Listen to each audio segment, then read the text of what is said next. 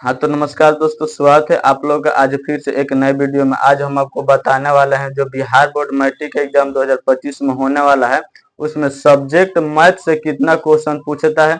Objective का भी बताएंगे और लघु उत्तरीय और दीर्घ उत्तरीय का भी बताएंगे। कितना क्वेश्चन आता है किस चैप्टर से और कितना क्वेश्चन आपको बनाना है। तो इस वीडियो को शुरू करने से पहले सबसे पहले आप लोग इस हमारे चैनल को सब्सक्राइब नहीं किए हैं तो सबसे पहले इस चैनल को सब्सक्राइब करिए और बेल आइकन घंटी को दबाइए ताकि जब भी मैं वीडियो डालूंगा सबसे पहले आप तक पहुंचेगा। तो चलिए, ये ऑब्जेक्टिव का है। ऑब्जेक्टिव में किस चैप्टर से कितना नंबर का पूछता है और कितना आपको बनाना है। तो देखिए, पहला चैप्टर हमारा है वास्तविक संख्या। इसमें से 10 अंक का आता है क्वेश्चन। ऑब्जेक्टिव में 10 नंबर का आता है। फिर 2 नंबर है बहुपद, इसमें 8 अंक का आता है। और 2 चर वाले रैखिक समीकरण युग्म, इसमें से 8 नंबर का भी आता है। द्विघात समीकरण में से 9 नंबर का आता है। समांतर श्रेणी में से 8 नंबर का आता है। त्रिभुज में से 7 अंक का प्रश्न आता है ऑब्जेक्टिव में। ये सब ऑब्जेक्टिव का है। और निर्देशांक ज्यामिति जो हमारा चैप्टर 7 है, इसमें से 10 अंक का आता है। त्रिकोणमिति से भी 10 नंबर का क्वेश्चन पूछता है। त्रिकोणमिति के कुछ अनुप्रयोग में से 2 अंक का क्वेश्चन पूछता है। वृत्त से 4 अंक का क्वेश्चन पूछता है और रचनाएं से 2 अंक का क्वेश्चन पूछता है। फिर अब देखिए, वृत्त से संबंधित क्षेत्रफल से 2 अंक का प्रश्न पूछता है। पृष्ठीय क्षेत्रफल और आयतन से 10 अंक का पूछता है। सांख्यिकी यानी कि इससे 5 नंबर का पूछता है और प्रायिकता से पूछता है 5 अंक का। अब ये टोटल आप लोग जोड़िएगा तो 100 अंक हो जाएगा। 100 ऑब्जेक्टिव क्वेश्चन आपके एग्जाम में आता है। इसको जब आप लोग जोड़िएगा तो ये पूरा का पूरा 100 अंक हो जाएगा। और 100 अंक ऑब्जेक्टिव आता है, जिसमें से आपको 50 छोड़ देना है और 50 को बनाना है। ऑब्जेक्टिव में से 50 आपको क्या करना है, छोड़ना है और 50 को बनाना है। 50 क्वेश्चन आपको बनाना है। तो यहाँ से आप लोग ऑब्जेक्टिव में से समझ गए होंगे कि ऑब्जेक्टिव में किस चैप्टर से कितना नंबर का क्वेश्चन पूछता है, क्योंकि आपका एग्जाम बहुत ज्यादा नजदीक है। अब इसमें से जो चैप्टर आपको आसान लगेगा और उसमें से ज्यादा अंक का पूछता है तो आप उस चैप्टर का रिवीजन कीजिए, क्योंकि 3 महीना समय बचा है और 3 महीना में आप पूरा इसका पूरे अच्छे तरह से रिवीजन कर पाइएगा अगर इस तरह से आप लोग समझकर रिवीजन करते हैं तो 100 ऑब्जेक्टिव आता है और इसमें से आपको कितना बनाना है, 50 ऑब्जेक्टिव बनाना है। 50 ऑब्जेक्टिव को आपको छोड़ देना है और वैसा ऑब्जेक्टिव 50 बनाना है जो आपको आता हो, उसी को बनाना हो। 1 से लेकर 100 तक ओ मार्कशीट में नंबरिंग रहता है और बीच में कहीं से भी आप जो भी ऑब्जेक्टिव आपको आता है उसको आप बना सकते हैं। तो चलिए, अब हम लोग देखेंगे लघु उत्तरीय में से कितना नंबर का क्वेश्चन किस चैप्टर से पूछता है। इसका आप एक स्क्रीनशॉट ले लीजिए।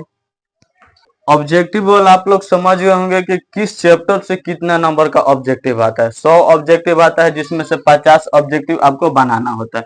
जो आपको आसान आसान लगे वो ऑब्जेक्टिव आपको टच करना है और उसे बनाना है, या जिस चैप्टर का आसान लगता है उसी चैप्टर का आप लोग रिवीजन कीजिएगा।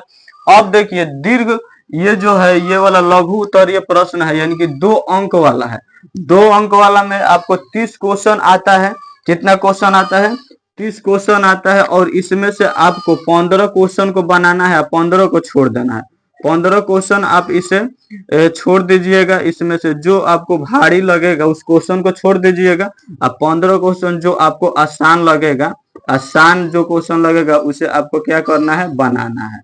तो देखिए, ये बहुत ही मेहनत से आपके लिए हम लेकर आए हैं। इसे आप लोग समझ जाइएगा तो मैं आपको गारंटी देता हूं कि मैथ में 95 प्लस आपका स्कोर आएगा। अब देखिए, जो 2 अंक वाला प्रश्न है वो कितना आता है, 30 आता है। और किस चैप्टर से कितना क्वेश्चन आता है, देखिए वास्तविक संख्या से 2 क्वेश्चन आता है। बहुपद से 3 क्वेश्चन आता है। 2 चर वाले रैखिक समीकरण युग्म से 4 क्वेश्चन आता है। द्विघात समीकरण से 2 क्वेश्चन आता है। समांतर श्रेणी से 3 क्वेश्चन आता है। त्रिभुज से 2 क्वेश्चन आता है। निर्देशांक ज्यामिति से 2 क्वेश्चन। त्रिकोणमिति से 2 क्वेश्चन। त्रिकोणमिति के कुछ अनुप्रयोग है, इससे 1 क्वेश्चन आता है। वृत्त से 1 क्वेश्चन आता है। रचनाएं से 1 क्वेश्चन रहता है 2 नंबर में। और वृत्त से संबंधित 1 क्वेश्चन। पृष्ठीय क्षेत्रफल और आयतन से रहता है 3 क्वेश्चन। सांख्यिकी से 1 क्वेश्चन और प्रायिकता से रहता है 2 क्वेश्चन। इस तरह से पूरा मिलाकर ओवरऑल जो 2 अंक में आता है 30 क्वेश्चन आता है, जिसमें से आपको 15 क्वेश्चन छोड़ देना है। अब 15 क्वेश्चन जो आपको आसान लगे उसी 15 क्वेश्चन को आपको क्या करना है, बनाना है।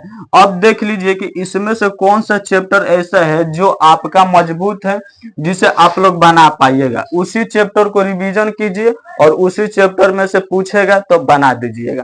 अब देखिए ये जो क्वेश्चन है ये लघुत्तरीय है, यानी कि 2 अंक वाला ये प्रश्न है। अब हम देखेंगे कि 5 अंक वाला में से कहां से आता है क्वेश्चन, उसको अब हम लोग देखेंगे। चलिए इसका भी आप लोग एक स्क्रीनशॉट ले लीजिए।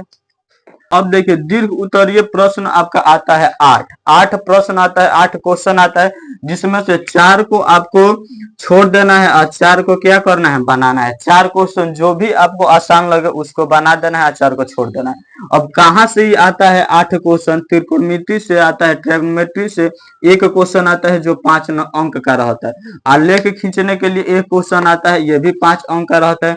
क्षेत्रमिति से एक क्वेश्चन आता है, यह भी 5 अंक का रहता है। त्रिभुज से एक क्वेश्चन 5 अंक का। त्रिकोणमिति के कुछ अनुप्रयोग से जो चैप्टर 9 में है यहाँ से एक क्वेश्चन रहता ही रहता है 5 अंक का। रचना से एक क्वेश्चन रहता ही रहता है, यह भी 5 अंक का। माध्यिका से एक क्वेश्चन 5 अंक का। वृत्त से भी एक क्वेश्चन रहता है 5 अंक से। अब इसमें से 4 आपको बनाना है, 4 को छोड़ देना है, और ये सब 5-5 नंबर का रहता है। तो 4 आप बनाइएगा, एक 5 नंबर का, तो यहाँ से आपका 20 नंबर हो गया। जो ऑब्जेक्टिव रहता है 50, 100 ऑब्जेक्टिव रहता है, 50 आपको बनाना है, तो 50 अंक आपका ऑब्जेक्टिव वाला हो गया। 100 में से 50 को आपको बनाना है, 50 छोड़ देना है। फिर आपका 30 क्वेश्चन रहेगा लघुत्तरीय में, जिसमें से 15 को बनाना है, और प्रत्येक क्वेश्चन रहता है 2 नंबर का। तो 15 बनाइएगा तो 2 नंबर का रहता है, तो 15 दूनी का 30 नंबर का ये हो गया। फिर उसके बाद जो ये रहता है दीर्घ उत्तरीय में रहता है 8 क्वेश्चन, जिसमें से 4 बनाना है, और एक क्वेश्चन 5 नंबर का रहता है, तो 4 क्वेश्चन हो जाएगा 20 नंबर का हो जाएगा। और देखिए टोटल जोड़िएगा तो 100 अंक हो जाएगा, यानी कि 100 अंक का आपका एग्जाम होता है। अब यहाँ से आप लोग देख लीजिए कि कौन सा चैप्टर आपका आसान है, उसी को बार बार रिवीजन कीजिए। इसमें से कुछ ऐसे चैप्टर है जैसे त्रिकोणमिति है, आलेख है, और त्रिकोणमिति और आलेख और रचना माध्यिका, ये फिक्स है कि चारों में से एक क्वेश्चन 5 नंबर का रहता है। तो मैं आपको कहूंगा कि इसी 4 चैप्टर को आप लोग रिवीजन कीजिए, और इसी 4 को कीजिएगा तो 4 में से फिक्स है कि 4 क्वेश्चन आ जाएगा, और प्रत्येक 5 नंबर का रहता है, तो 20 नंबर का यहीं से आपका क्लियर हो जाएगा। उम्मीद है कि आप लोग ये समझ गए होंगे कि किस चैप्टर से कितना नंबर का आता है। अब इसी के अनुसार हम आपको पढ़ाएंगे। फर्स्ट चैप्टर जो हमारा है वास्तविक संख्या है, जिसमें से ऑब्जेक्टिव में 2 क्वेश्चन रहता है और सब्जेक्टिव में भी यहाँ से क्वेश्चन रहता है। तो सबसे पहले इस चैप्टर से जितना इंपॉर्टेंट क्वेश्चन है उसको हम लोग पढ़ लेंगे।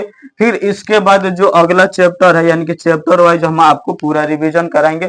अगर आप चाहते हैं कि मैथ में 95 प्लस स्कोर है, तो आप हमारे इस चैनल को सब्सक्राइब कर दीजिए और लाइक भी करिए, शेयर भी कीजिए। तो चलिए अब हम स्टार्ट करते हैं। फर्स्ट चैप्टर वास्तविक संख्या, जहां से आपके एग्जाम में क्वेश्चन पूछता है, और वैसा ही क्वेश्चन पढ़ेंगे जो आपके एग्जाम में पूछता है। तो चलिए अब इसका आप लोग स्क्रीनशॉट ले लीजिए। अब हम स्टार्ट करते हैं वास्तविक संख्या। जितना भी इंपॉर्टेंट क्वेश्चन है उसी को हम लोग देखेंगे, क्योंकि आपका एग्जाम बहुत नजदीक है, और पूरा कोशिश करेंगे इस बुक से जितना भी महत्वपूर्ण क्वेश्चन है आपके एग्जाम तक कंप्लीट हो जाए।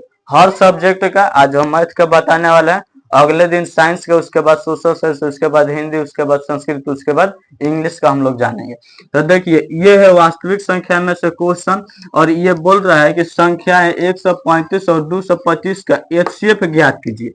इसका बोल रहा है एचसीएफ ज्ञात करने के लिए, लेकिन यूक्लिड विभाजन एल्गोरिथम से बोल रहा है। यूक्लिड विभाजन एल्गोरिथम का प्रयोग करके आपको इसका एचसीएफ ज्ञात करना है 135 और 225 का।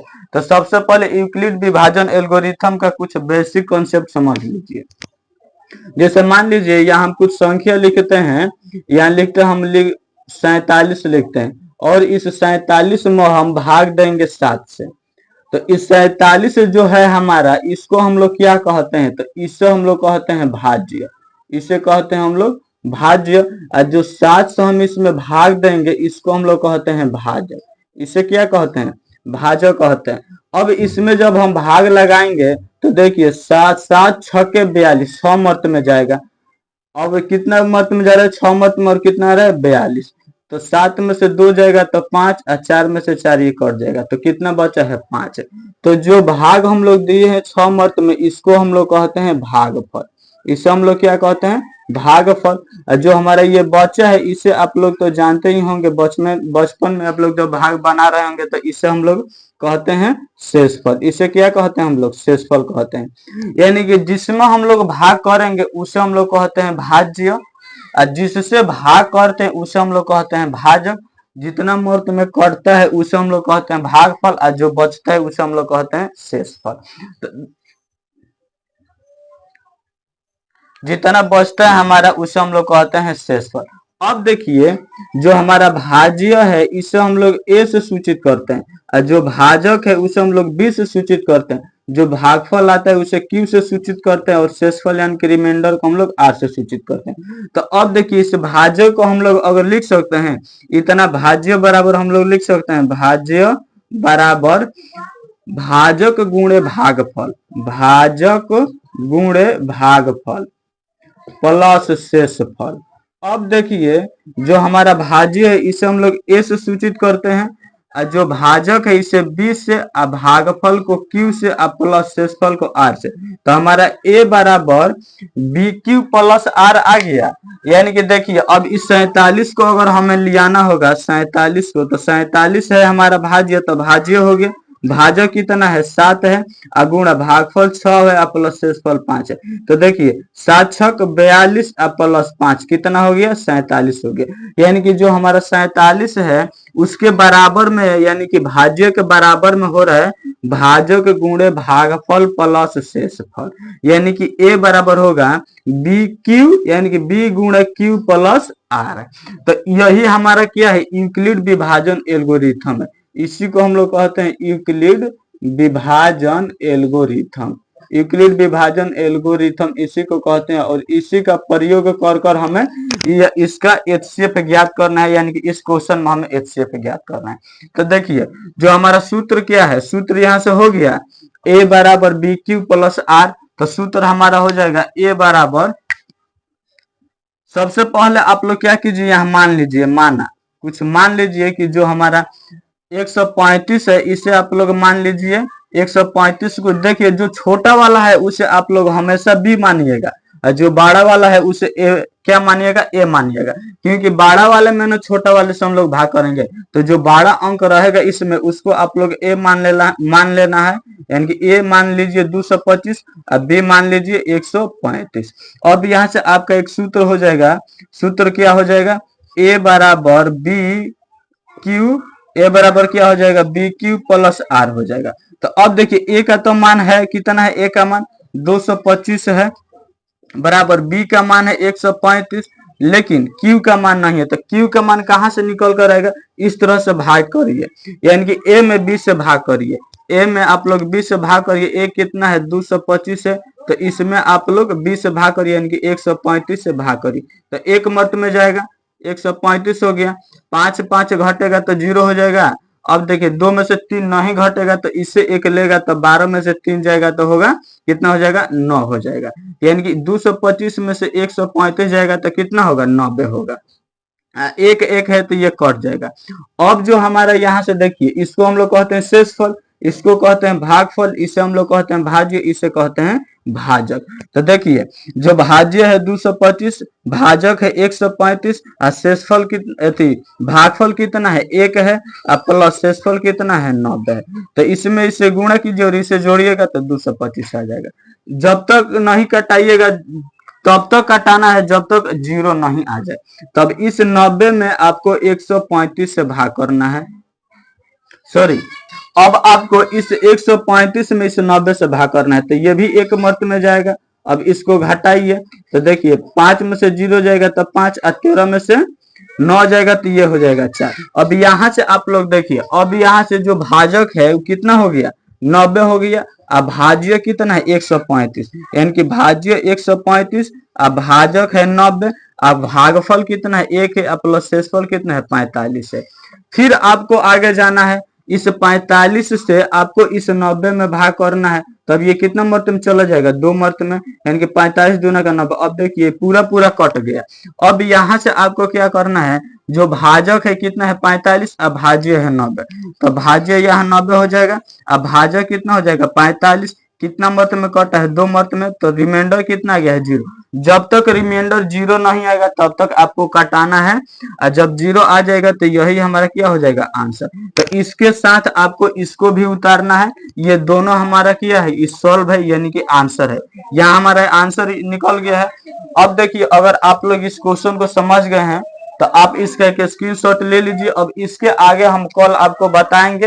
एक क्वेश्चन हम स्टार्ट कर दिए हैं, वास्तविक संख्या में सम क्वेश्चन स्टार्ट कर दिए हैं बनाना। अब आपको क्या करना है, इसका रिवीजन करना है, फिर हम इसका एक और क्लास लेकर आएंगे। और